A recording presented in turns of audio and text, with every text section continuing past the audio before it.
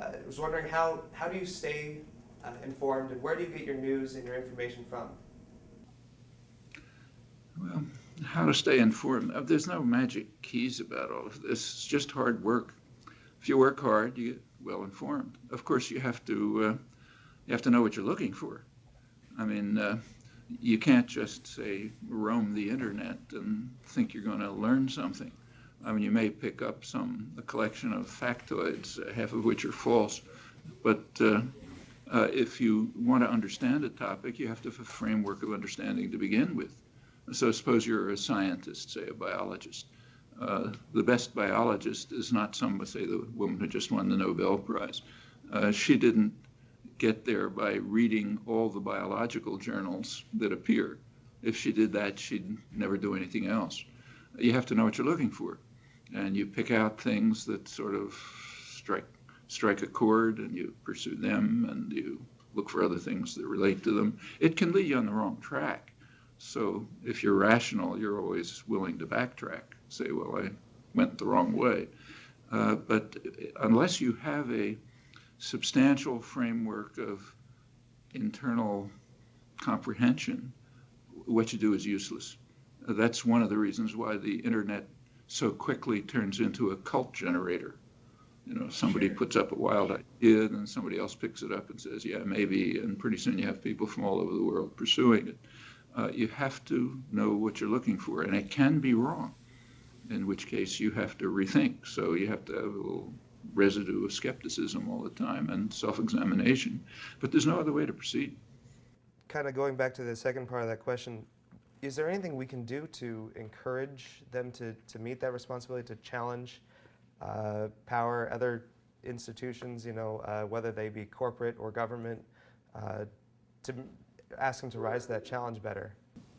What we're doing right now, and any other occasion that arises, I mean, but really to do it as an individual is almost kind of meaningless. You can't do much as an individual. What you can do a lot as an organization. That's why there has been such massive efforts to atomize the society, to break it apart. So you have individual atoms, kind of the optimal social system is units with you in the tube and nothing else, So no unions, no political organizations, no political parties, no anything you can think of, because they're dangerous. When people get together, they start to interact, they start to have ideas, they figure out ways to do things. I mean, like I teach in a science university, MIT. It's a cooperative institution. Scientific work is very rarely done individually. You expect your graduate students to stand up and tell you you're wrong and give you reasons. And you expect to work jointly with colleagues and students. That's why if you take a look at the Nobel Prizes, for example, you'll find that they're almost always group activities. Well, yeah, that's the way you can learn how to think. That's the way you get ideas. That's the way you learn how to implement them. It's preserved in the sciences because they wouldn't survive otherwise. But it's almost destroyed in the outside community with major efforts. I mean, that's why unions are so despised, and there's such enormous efforts to destroy unions, because they are among the, all kind of things wrong with them, but they're among the few social institutions that are really popular.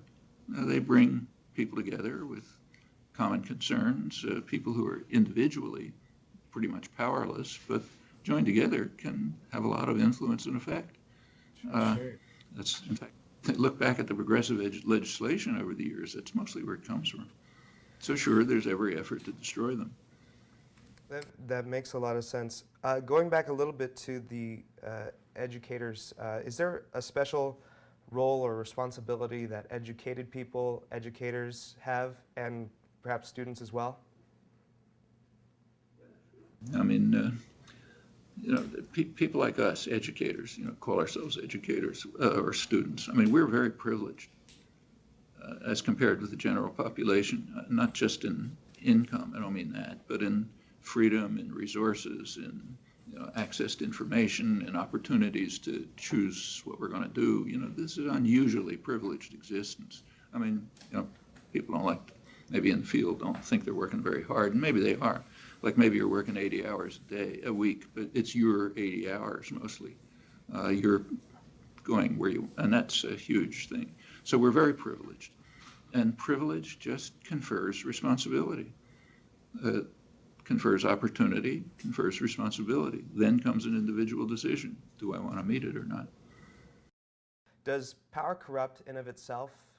Is that the nature of power? And are there times when you feel authority or power is legitimately held? Well, power is never self-justifying. I mean, it has to justify itself, and it carries a burden of proof, and it should always be challenged.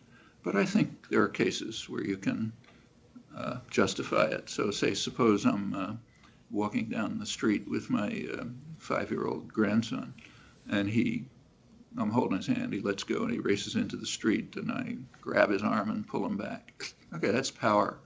But I think I can give a justification for it. And if you find, you move up to international affairs, okay, maybe you can find a justification. But they're pretty rare. Now, is power automatically corrupting? Well, yes, in a sense, because its very existence is a corruption, except in rare cases. But if you look through history, there are benevolent tyrants. There's some slave owners who treated their slaves pretty well. There's emperors and kings who instituted reforms. You can find examples of relatively benevolent use of power. I mean, the Gates Foundation gives anti-malaria, anti-AIDS drugs, anti-HIV drugs. So sure, there are things around the edges, but that's not the way a decent society ought to work, either with emperors or slave owners or corporate foundations or governments. So, in your ideal world, how would society be structured? If you can put it in. I think what we should aim for, we never know how far you can go towards what you aim, but I think what we should be aiming for is eliminating, dismantling any form of authority and domination that cannot justify itself. And none are self-justifying. So whether it's a patriarchal family or a superpower in international affairs or anything in between, whatever authority and domination there is requires a justification. Sometimes maybe you can give it. So we should aim at dismantling them, and if that can be done, you move towards a society of basically voluntary association. Institutions would be run by the people who participate in them. So it's a factory, it should be worker self-managed. If it's a university, it should be staff, students, and faculty run it themselves. There should be free, voluntary federal-style associations among communities, institutions, regions, and so on and so forth. State boundaries ought to dissolve. I mean, states are really institutions of violence. They were created that way, and they maintain themselves that way. But these are long-term goals. You pick away at them. You don't say, I want utopia.